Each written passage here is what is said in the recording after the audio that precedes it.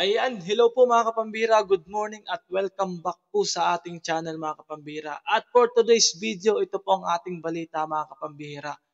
Val Santos Matubang, planong pabagsakin si Tekram. Ito po mainit-init pa po yan, hindi pa po ito natatagalan. Ito po ay mainit at lehitimong balita mga kapambihira at dapat po ninyo itong malaman kasi mismong si Val Santos Matubang ay nagpaplanong tirahin or bakbakan para pabagsakin si Tekram. Ayon po yan dito sa informasyon po nating nakalat, ito po nakikita po ninyo sa screen, si Marilyn Tiang po. Brief context lang po, si Marilyn Tiang po ay isa po sa dating sponsor ng Kalingap, isa sa dating defender ng Kalingap, at ngayon po ay nagbagong buhay na rin. Humingi na rin po siya ng paumanhin sa akin, wala na po kaming, isa rin po siya sa bumanat sa akin dati. At alam niyo po kung paano siya bumanat. At dito po sa video niyang nirelease na to, ang title ay 20 Boy Vlog, mag-isip-isip ka, Kuya Brooks, balik issue kay Bo Filmix Vlog, mga katibayan, hawak ko, sabi ni Marilyn Tiang. Okay, pakinggan po natin, wag na po nating patagalin mga kapambihira. At bago nga po pala mga kapambihira, baka po di po kayo nakakapag-subscribe sa ating channel, subscribe nyo na po Brother Jose. At sa ating Facebook page, Brother Jose din po. Okay, play na po natin mga kapambihira. Ito po yung video na nagpapatunay na si Val Santos Matubang gustong upakan si Tekram. Okay, akala ninyo ako yung galit na galit kay Tekram? Ako yung may planong pabagsakin si Tekram? Nagkakamali kayo. Mismong si Val Santos Matubang, huling-huli dito sa mga conversation, ito po ay GC, GC. Public conversation po ito. Public na po ito dahil hindi ito private. Hindi lang sila dalawa nag-uusap, kundi ito po ay GC. So, wala naman pong masama dito sa ginawa ni Marilyn Tiang. And besides, karapatan po ninyo itong malaman. Pakinggan po natin. Ito po ay recorded video, hindi po ito live, pero wala po itong edit. Kung ano po yung napapanood po ninyo, wala po yung edit. Tinanggal ko lang po yung mga dead air. Ito po ay recorded video. Pakinggan po natin mabuti, mga kapambira. Play po natin. Ayan, loading lang. Kung ito may turing ng mga tao na ito ay mga paghihiganti po, pues mali po ang kanilang tawag nito, ang kanilang analysis. Okay? Wait lang naglo-loading lang. Kasi tayong gumawa ng mga bagay na loading ang ating YouTube. Bakit kaya? Nakakasira ng tao. Kasi pag nireaksyonan kayo, sabihin nyo antay na kami. Okay. Pag loading yung YouTube. Topic ang mga mali ninyo, sabihin sinungaling kami. Ngayon kung katibayan naman po ang pag-uusapan natin, hawak ko lahat ang mga katibayan ko. Okay. Hindi ako po pwedeng magsalita dito na wala akong katibayan. Okay. May katibayan si Marilyn Tiang. Kaya nga ako, pinangako ko talaga sa mga kaibigan ko dito, mga supporter ko, mga followers ko, salamat po sa inyong lahat na patuloy po sumuporta sa akin. Andun ako sa live ni Kapiso kasi ako pala na topic niya. Okay. Sabi niya, ilapag ko daw para kasi panay ang nila sa akin, ako nagsinungaling, walang katibayan. Okay. Tinitingnan ko ang gulo ko dito. Okay? Kung katibayan naman po ang pag-uusapan, hawak ko, no? Hawak ko lahat yan. Okay. Yung patungkol, yung nabanggit ko na sinasabi ni BSM Banatan eto basahin ko nga. Pakinggan po ninyo mabuti. Crucial po itong issue. Basahin ko nga. Si BSM po mismo ang nag-utos. Si BSM mismo. Pakinggan po ninyo. Ayun, nagko-commercial pa. Saglit lang. Wait lang. Nagko-commercial pa.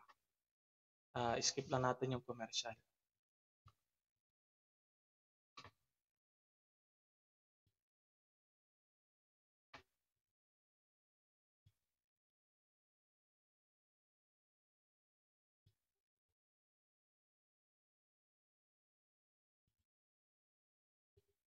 .2. This patch will be released in just 2 weeks time. We got new champions, we got new items. Ayan, may ebidensya po lahat ng sinasabi ni Marilyn. Ako nagugulat din po dito eh. At ito po ay isa sa pagpapatunay na yun pong mga ginagawa po nilang ingay sa social media ay may pag-uutos, may go signal. Yung mga reactors nila, may go signal po kung sino yung Marami ko kayang thumbnail. No? Pati kay Mr. Japina. No?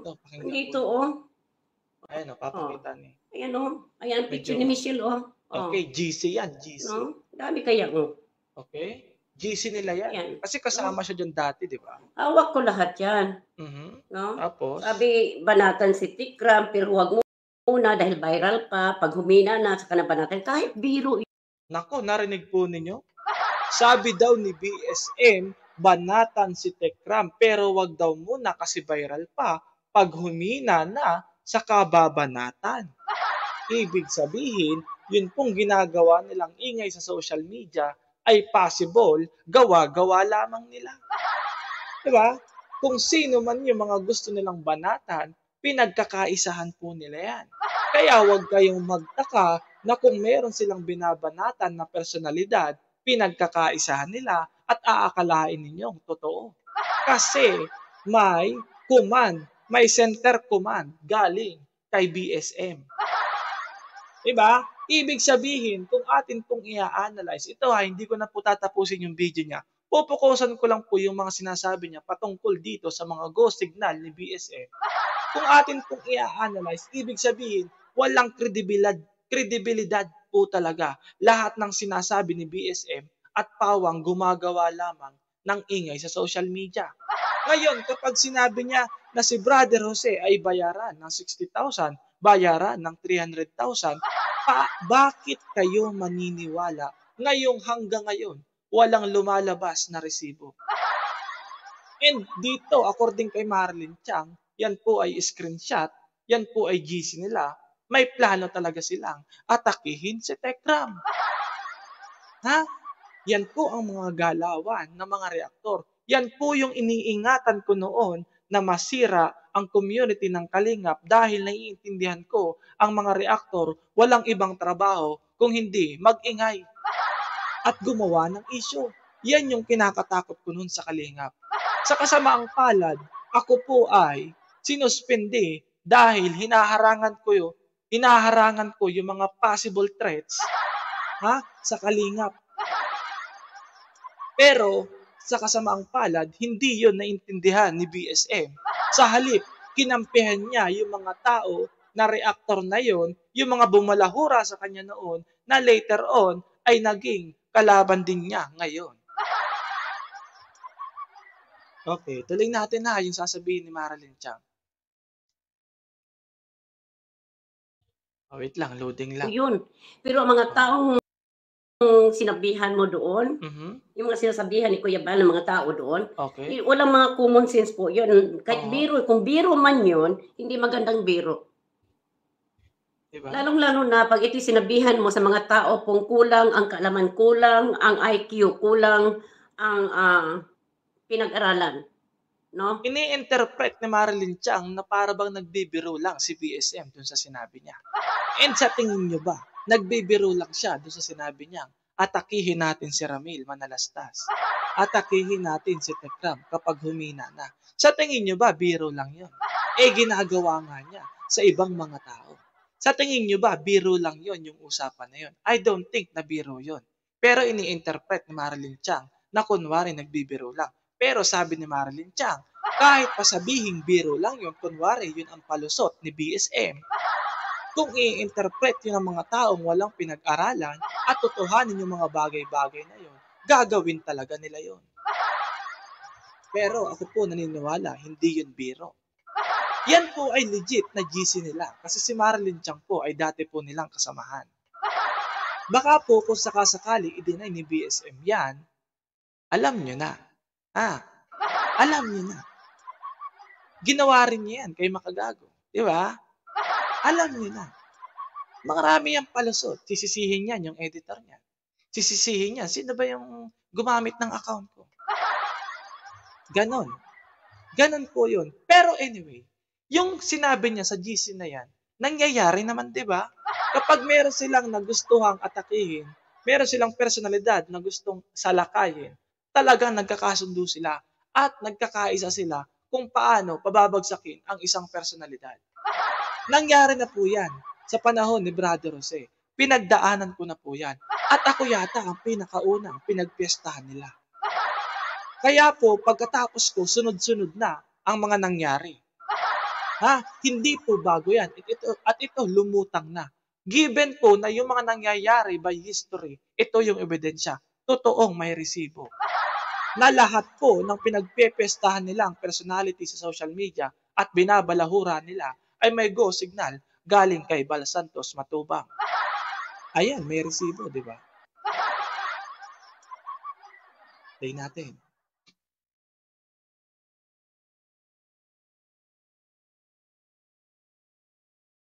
Loading lang, wait lang.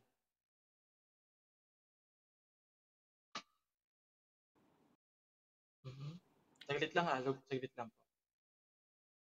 Hindi mo pwedeng sabihin yan dahil tutuhanin talaga nila. Okay? Pero, tutuhanin talaga yan. Yan ang gusto nila eh. Yan po ang gusto nila, Marilyn Tiang. Kaya totoo yan. Hindi yan tapos, sabi pa ni bukas banatan ko si Japina. Tita Tiang, mauna ako, tapos sunod ka. Hindi ko nagsalita dyan. Bakit ako pagbanat? Mga reaction kami nagkaayos, di ba? Magkakausap yan. Sabi ni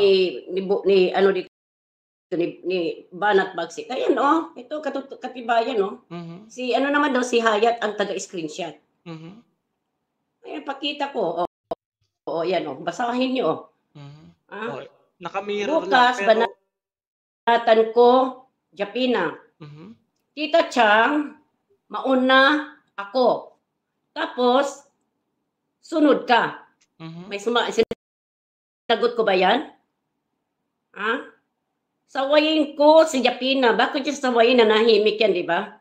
May banat ako kay Japina. Sabi ni Bayad Bagsik. Ayan may pangbanat ako kay Japina. Okay.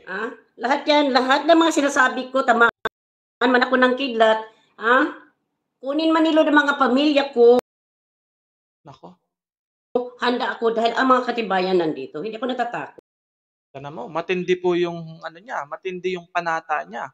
Kunin man daw, tamaan man daw ng kidlat ang mga pamilya niya, tamaan man daw siya ng kidlat at kuhain ang pamilya niya. Hindi siya natatakot kasi alam niyan totoo yung sinasabi niya. Na yan po palang mga reaktor na yan, as you can see, gumagawa talaga ng ingay sa social media. Orchestrated po yung ginagawa nila. Kaya pag meron po silang napagkaisang personalidad, talagang aatakihin po nila yan. At pag aakalain ninyo na talagang mali yung tao na yon kahit nasa katotohanan. Nagkakaisa po yung mga yan. Nagkakaisa yung mga yan. Kaya kung ako po sa inyo, mag-isip-isip po kayo bago po kayo maniniwala sa mga reaktor. Consider po muna ninyo na suriin yung mga ebidensya nilang nilalabas. At suriin yung mga salita nilang binibitawan. Kasi po, sila po ay gumagawa lang, maliwanag, gumagawa lang po sila ng ingay sa social media. Kunwari, sila yung nasa tama, pero pinagmumukha lang nila yon. Ang totoo nun, gawa-gawa lang nila yung mga istorya. Gawa-gawa nila. And balak pa nga nilang atakihin si Ramil. Hindi ko lang po alam kung kailan po yung conversation na yan. Kung yun ay last year pa o yan yung latest. Kung yan ay last year pa o ngayon. Kasi as you can see, nagkakita na silang dalawa ni Ramil. Nagtatagpo na sila. Tapos may ganyan pala, may plano pala siyang atakihin si Ramil. Tapos ako, sinisisi niyo ako, galit na galit daw kay Ramil. Kahit hindi naman talaga ako galit kay Ramil, nagalit lang ako dahil sa pagtatanggol ko doon kay Dave. Yun lang ikinakagalit ko, pinagtatanggol ko yung bata. Kasi problema talaga yun eh. Pero as you can see po dito mga kapambira, kung si BSM ay paniniwalaan ninyo, paano yan mga bagay na sinasabi niya? Ako po sa totoo lang mga kapambira, nai-interpret ko na po yan na si BSM ay nagko-content lang. Aminin na natin na si BSM ay nagko-content lang, gumagawa lang ng pera sa social media. Gumagawa lang ng pera. Aminin na po natin yon. Kasi sa totoo lang, lahat po ng sinasabi niya mga paratang, wala namang pagpapatunay. Diba kahit nga po yung inisyo niya sa akin noon, hanggang ngayon wala siyang napatunayan. Gumagawa lang siya ng ingay at gumagawa siya ng pera. Ang problema lang po ito, hindi po magandang biro yang ginagawa ni BSM. May mga taong nasisira dahil kay BSM, may mga taong nalulugmok, may mga taong nababash dahil kay BSM. Gaano kasama yung biro na yan, BSM? May mga nagtatanong din, pastor ba talaga yan si BSM? Yes, pastor po yan. Kaya lang, wala tayong magagawa. Na-question po nila, bakit ganyan siyang magsalita? Bakit ganyan siyang bumanat? Wala po tayong magagawa. Yan yung way niya para kumita sila ng pera. Mag-ingay sa social media. Kasi nga po, mukhang hindi na matunog yung kanyang pagcha-charity vlog. Kasi lipas na. Tapos na. Ganun talaga. Lumilipas lahat ng bagay. Hindi ka palaging sikat. So siguro, yun yung nakita niyang paraan. Umingay na lang siya ng umingay. Gumawa ng storya. Magparatang na magparatang. Kaya may mga iilang tao at marami-rami din naman na nagtatanong, Brother Jose, pastor ba talaga yan? Bakit ganyan? Ako po may idea na po akong ganon, na nagko-content lang siya. Kaya minsan, inuunawa ko na lang siya. Ang problema lang po, pag may mga taong naniwala sa kanya mga pinagsasasabi at ibinabash yung tao, inuhusgahan ng agad-agad, hindi man lang inaanalisa kung totoo pa ba yung sinasabi ni BSM, gumagawa ng kwento, ayan yung problema. Hindi po magandang biro yung ginagawa ninyo BSM. Kasi yan po ay nakakasira ng buhay. Lalo na may plano pala kayong pabagsakin si Ramil. Iniisip ng mga tao, kami yung gusto magpabagsak kay Ramil. Kayo naman pala yung may planong ganyan. Ako pumasok lang ako dito sa isyong ito dahil gusto ko lang ipagtanggol si Dave. Pero wala akong balak pabagsakin si Ramil. Pero ikaw pala BSM, inggit na inggit ka pala kay Ramil kasi gustong-gusto mong pabagsakin si Ramil Manalastas. Kasi sa totoo lang naman competitors mo siya. Sa totoo lang, competitors mo siya saan? Sa sponsor. Competitors mo siya sa mga viewers, sa audience, sa mga tagahanga mo. Kalaban mo siya Diba?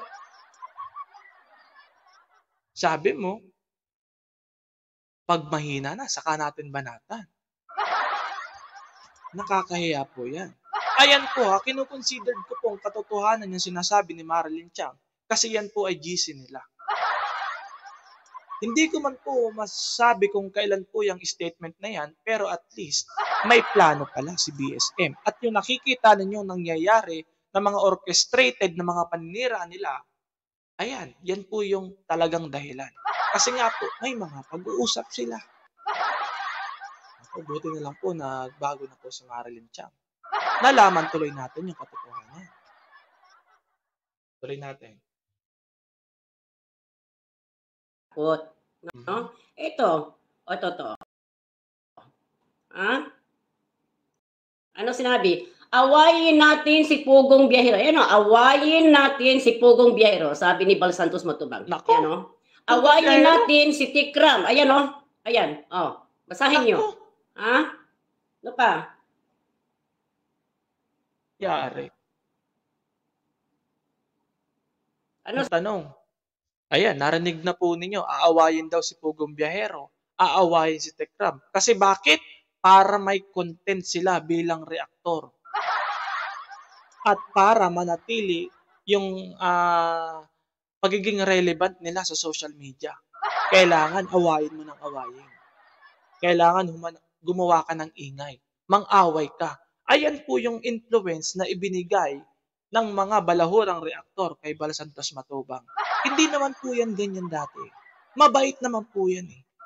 Tahimik na tumutulong yan dati sa kanyang social media. Pero nung pumasok yung mga balahurang reaktor na impluwensyahan, ayan po talaga masasabi ko. Yan po yung pinoproteksyonan ko sa kanila dati nung time na nasa kanila pa ako. Ay ang kaso, imbis na pahalagahan yung mga pagmamahal ko sa kanila, mas kinampihan pa yung mga taong hindi naman niya kilala at later on, yan ang naging impluwensya sa kanya. Maliwanag na maliwanag po yan. Di ba ang ganda naman ng Kalingap dati? Di ba maayos naman ang Kalingap dati? Bakit umingay? Bakit ang nakakarindi na sa mga issue-issue? Kasi style po yan ng mga reaktor at may center command ni BSM. Hindi po yan, may ebidensya po dyan, si Marilyn Chang. Ini-echo ko lang sa inyo. Yung iba po sa mga kapambihira ko ay napanood na rin yan. Pero gusto ko lang pong i-broadcast ito dahil possible po itong mapanood rin ng Tekram community at possible na mapanood rin ito ng Pugong Biyahero, ni Pugong Biyahero. This is a warning for you guys. This is a big warning sa inyong dalawa. At dun sa iba pang mga tao na pwedeng kainggitan ni Bal Santos Matubang. Kasi undeniably, humihina na po talaga ang kanyang pangalan. Hindi po natin may tatanggi yun. Kaya, kinakailangan niyang gumawa ng pera, kinakailangan niyang gumawa ng ingay sa social media. Yan po yung realidad. Kaya, kayong mga basher, lakas ng loob ninyong maniwala sa mga pinagsasasabi nila. Samantalang, wala pang napatunayan. Eto, pagpapatunay na yung ginagawa nilang ingay sa social media katulong ng mga reactors, may center command galing kay BSM. So napagmumukha nilang totoo yung pinaglalaban nila kahit mali. Kasi nga marami sila. Tayo naman mga nanonood, akala natin tama sila kasi marami, majority. Pero ang hindi ninyo alam, niloloko nila kayo. Ang sakit po, di ba? Sasabihin niyo naman, grabe ka naman, Brother Jose. Ang sama naman ng ugali mo, Brother Jose. Pinaparinig ko lang po sa inyo ang katotohanan. Yan po ay legit na source. Kasi yan ay dati po nilang kasamahan. Sinasabi ko po sa inyo, marami na po ang umalis sa kanila kasi nga po, hindi na po natitake ng kanilang konsensya. Amakin mo si Marilyn Chang makakapagsalita ng ganun. Tamaan man daw siya ng kidlat. Kuwain man ang pamilya niya. Hindi niya yun masasabi. It is a serious matter. Para sabihin mo yun. Kasi kung nagsisinungaling siya dyan, on the spot, tatamaan niya ng kidlat. Kasi yun yung challenge niya eh. Okay, play natin ha. Pakinggan po natin mabuti. Tuloy natin, may sasabihin pa po siya dyan.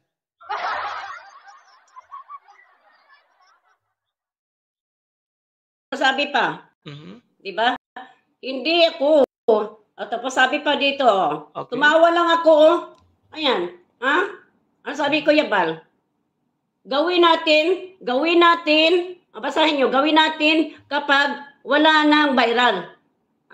Lulusubin natin, ang ibang community. Nako. Lulusubin natin ibang community, away tayo para magka-views. Ayan ang sabi ni Bal Santos Matubang. Tama ba yan? Nako, tama ba yan? Pag wala na daw viral, aawayin natin ang ibang community. Tama ba yan? Sabi ni Marilyn Chang. Nako, tanungin ko po kayo mga kapambihira at sa mga nanonood dito at maging sa mga bashers ko at maging sa mga kalingap. Tama ba yan na gumawa kayo ng ingay dahil wala ng viral para sa views? Sadyain ninyong gumawa ng ingay. Pero itong issue na diba, hindi yan sinadya. Talagang nangyari po talaga yan. Pero yung gawain ni BSM, sasadyain niyang mag-ingay, sasadyain niyang mag-ingay pag wala ng viral para may views daw sila. Nakakahiya yan, BSM. Sasabihin na naman ng mga supporter ni BSM, magagalit na naman sa akin. Wala ka talagang utang na loob, Brother Jose.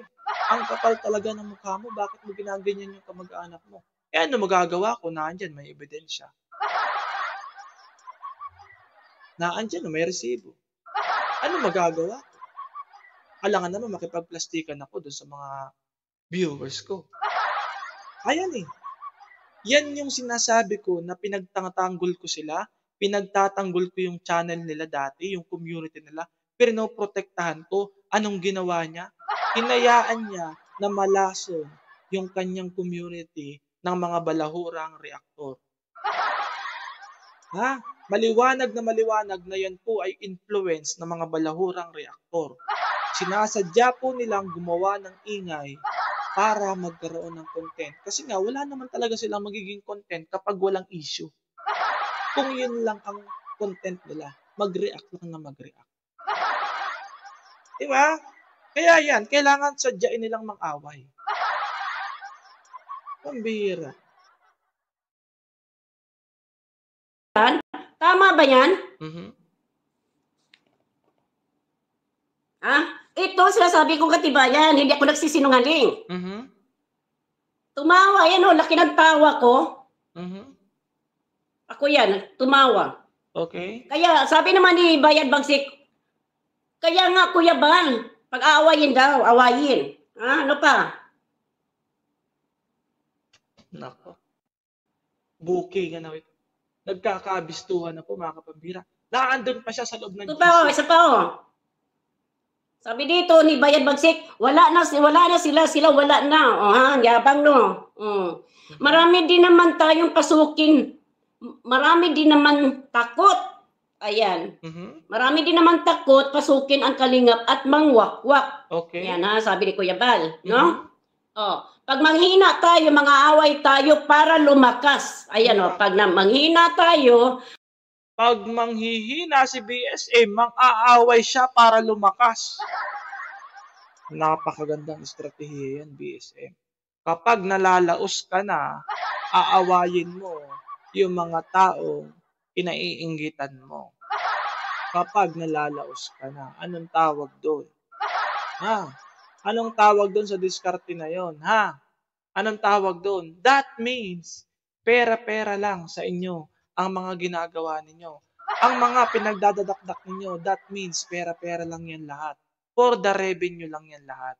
Hindi talaga yan katotohanan. At ang nakakaawa po dyan, may mga taong naniniwala sa inyo. May mga taong naniniwala sa inyo. Yun po ang nakakalungkot dyan.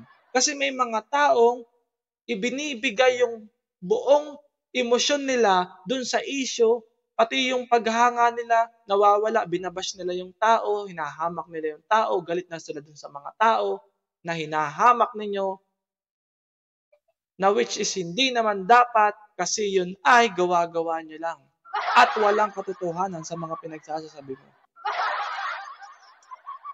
Walang katotohanan sa pinagsasasabi nito. Sa totoo lang, yung mga sinasabi niya na binayaran daw ako ng 60,000, nag-shopping daw ako sa Manila, pinagkapirahan ko lang daw yung mga supporters ni Dave. Yung 60,000, wala siyang resibong mailalabas. Pag wala kayong resibong nailabas, that means talagang siguradong sigurado na sinungaling yung nagsasabi noon. Sinungaling si Val Santos Matubang. Ang nakakalungkot lang po dyan, pinapaniwalaan ng mga tao. Yun po ang nakakalungkot. That's the sad na nangyayari sa channel, sa community nila. Sa social media, yan po yung nangyayari. Dahil sikat kayo, Dahil kunwari mabait kayo, pinapaniwalaan kayo ng mga tao. Yung mga taong dinudurog ninyo, inahamak ng mga taong bayan dahil sa kagagawa ninyo, dahil sa mga palabas ninyo, nagagawa kayo ng ingay, mang-aaway kayo, kahit hindi naman dapat. Nako, nako, nako, nako. Okay, play natin ha.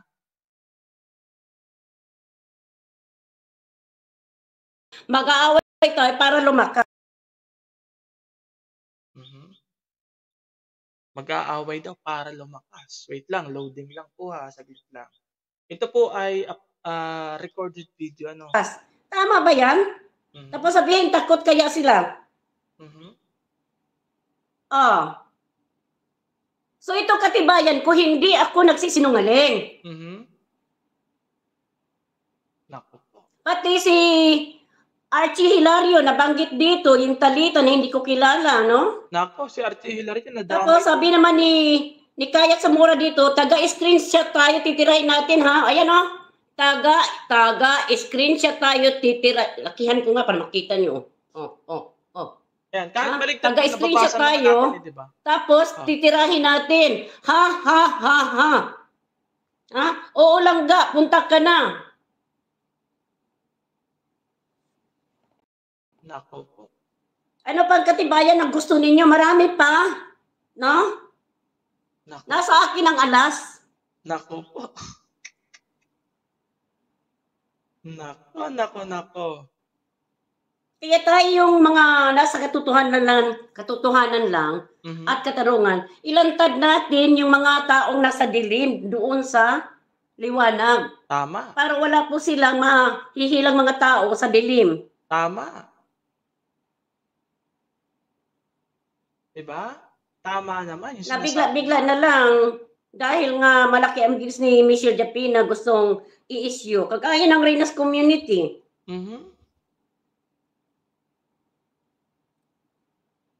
Issue. Topic natin si Rina. Banato natin si Rina.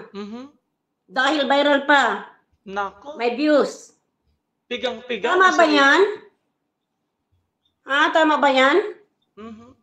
Sabi ni May Venus, bakit gusto lahat pabanata ni BSN? Di ba founder siya, dapat siya magiging good leader sa community niya. Bakit parang siya yung may gusto magkagulo? Umpisa gusto niya magkagulo dahil parang sikat ang Kalingap. Sumikat at may kita rin ang mga reactor, ang mga vlogger. Para magka-views. Okay. Siguro sa kanyang pag-iisip na makakatulong ito para magkapira ang kanyang mga reactor, para matulungan niya. Kasi alam mo naman si Bal Santos Matubang, gustong tumulong. Pero sa pamamaraan pong mali. Mali eh. Tama ang sinabi mo, Marilyn Chang. Tama yan. Hindi ko na kailangan magpaliwanag. Si BSM sobrang matulungin. Kaya lang yung pamamaraan niya mali na. Gusto niya magkapera kasi gusto niyang may matulungan. Ang problema, yung mga taong pinipirahan niya, nasisira na ang buhay dahil sa kaka-content niya. O anong sense nun? Anong sense pa nun? Nakatulong ka nga sa ibang tao pero nanggaling yun sa taong sinira mo. Kasi doon mo kinuha yun eh. Doon mo napala yung pera na yun. Kasi may tao kang sinisira, may revenue ka doon, tapos itutulong mo sa iba. Parang useless lang din, di ba? Useless lang din. Gusto mo makatulong sa mga reactor mo. Gusto mo magkapera yung mga reactor mo. Sinasadya nyo naman yung ingay. Ito kasi issue ni Dave, hindi yan sinadya. Nandyan talaga yan. Alam ka naman sadyain ni Tekram na magkaroon ng issue si Dave. Hindi naman. Talagang nangyari. So nandito ako, gusto ko lang ipagtanggol yung bata. Hindi ko sinadyang magkaroon ng issue si Ramil. Yan ay nahalungkat ko lang talaga kasi habang pinagtatanggol ko si Dave, napatunayan ko na lahat ng paratang ni Dave, inamin ni Ramil. So ito po, bilang warning po ito sa Tekram community, sa Pugong Biyahero, kay Archie Hilario, lahat ng mga sikat na charity vlogger, asahan nyo sa mga susunod na panahon, magkakaroon ng kaguluhan sa mga community ninyo. Asahan nyo po yan. Dahil meron mga ganitong tao na may mga ganitong tao na handang tumulong kahit sa maling paraan.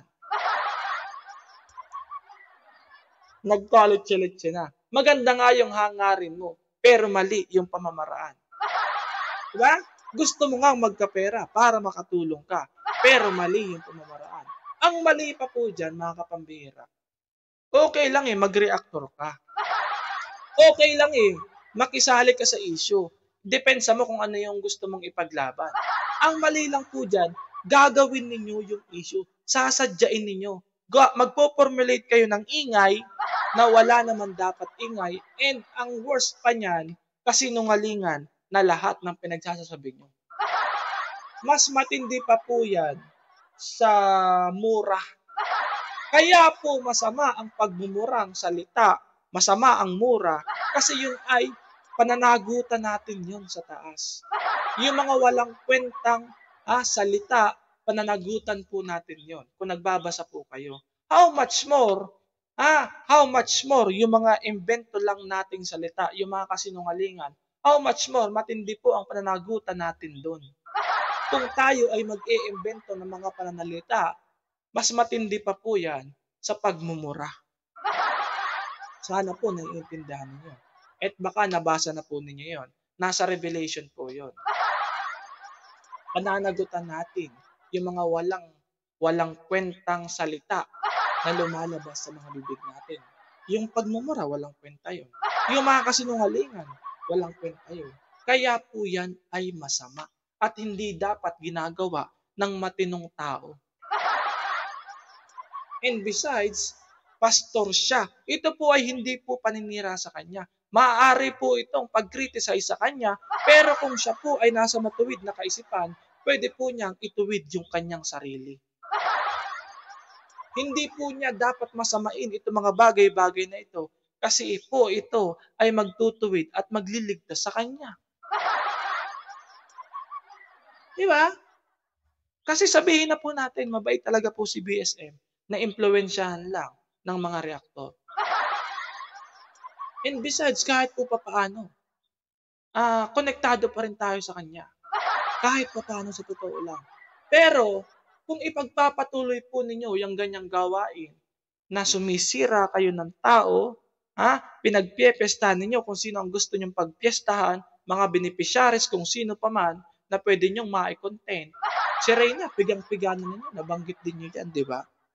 Ibig sabihin, nung time kay Maylin, nung time sa akin, kung sino pa yung mga beneficiaries ninyo na binalahura ninyo, yun ay pawang gawa-gawa nyo lamang. Kahit nga po sa totoo lang talaga, wala nang katotohanan yung pinagagawa ninyo. Makakontent lang. Ito po ay bilang rebuke kay BSM, kaya ko po ito in-upload, itong video to, kaya ko po ito ginawa, itong video ito. Bilang rebuke ito kay BSM, huwag mong masamain. Huwag kang magalit sa akin. Pastor ka pa naman. Diba? Huwag kang magalit sa akin. Rebuke po ito sa inyo. And kung sino man ang may gusto mag-rebuke sa akin, tatanggapin ko, papakinggan ko. At bilang warning po ito sa community ni TechHam, akala nyo papabor sa inyo. Yung mga ganyan-ganyan. Hindi yan papabor. Warning din po ito sa community ni Pugong Biyahero. Possible. Pati si Daddy Frankie, pasukin yan. Nababanggit nila dito Aawayin natin yung mga para lumakas tayo. Okay, hindi ko na po tatapusin. End ko na po yung video. Sana po i-share po ninyo itong video nito and i-like po ninyo mga kapambihira para po makarating sa mga taong dapat makapanood nito na hindi po lahat ng sinasabi nila ay totoo. Karamihan, gawa-gawa lamang. Kunwari, sila yung nasa tama dahil marami sila nagmumukhang tama pero yun ay nagkakasundo sila at nagkakaisa dahil may center command ni BSM para manggulo. Para gumawa ng kwento. Para maghamak ng tao. This is a warning and this is a rebuke to BSM. Bal Santos Matubang, God bless you. Okay. End ko na po yung video natin. Maraming salamat po sa ating lahat mga kapambihira. Pa-share po ng video. At kung nagustuhan nyo po mga kapambihira, pwede po kayo mag-subscribe sa mga susunod pa nating video para ma-update po kayo. Okay, God bless. See you on my next vlog. Bye-bye.